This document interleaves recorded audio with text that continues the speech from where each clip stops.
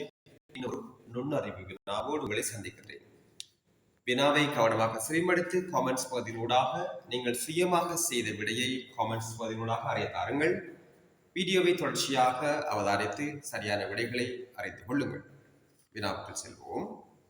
நதியா 2 ரூபாய் பெறுமதியான டொபிகளையும் 3 ரூபாய் பெறுமதியான டொபிகளையும் சம எண்ணிக்கையில் வாங்கினாள். இந்த டொஃபிகளின் மொத்த பெறுமானம் ரூபாய் 100 எனின் அவள் வாங்கிய டொபிகளின் மொத்த எண்ணிக்கை யாது? இங்கே 3 தெரிவுகள் தரப்பட்டுள்ளன. எவ்வாறு இந்த வினாவுக்கான விடையை பெறலாம் என அவதானிப்போம். நதியா 2 ரூபாய் பெறுமதியான டொபிகளையும் வாங்குறா, 3 ரூபாய் பெறுமதியான டொபிகளையும் வாங்குறா. இங்கு வாங்குற டொபிகளின் எண்ணிக்கை சம எண்ணிக்கையில் வாங்குறார். உதாரணமாக 2 ரூபாய் பெறுமதியான டொபிகள் 10 வாங்கினால் 3 ரூபாய் பெறுமதியான டொபிகளின் 10 தான் வாங்கியிருப்பார்.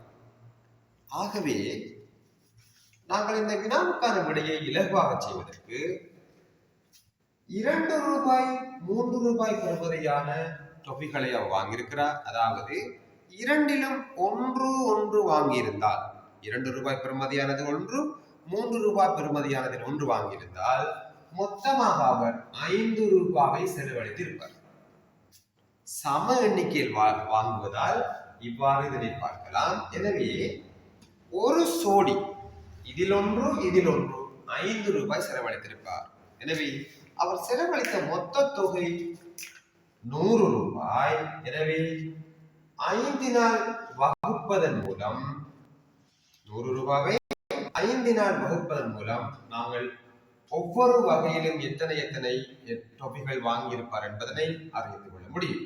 எனவே 10 5 2 2 10 0 0 5 0 0. அதாவது 5 ரூபாய் பெறுமதியான சோடி 20 வாங்கியிருப்பார்.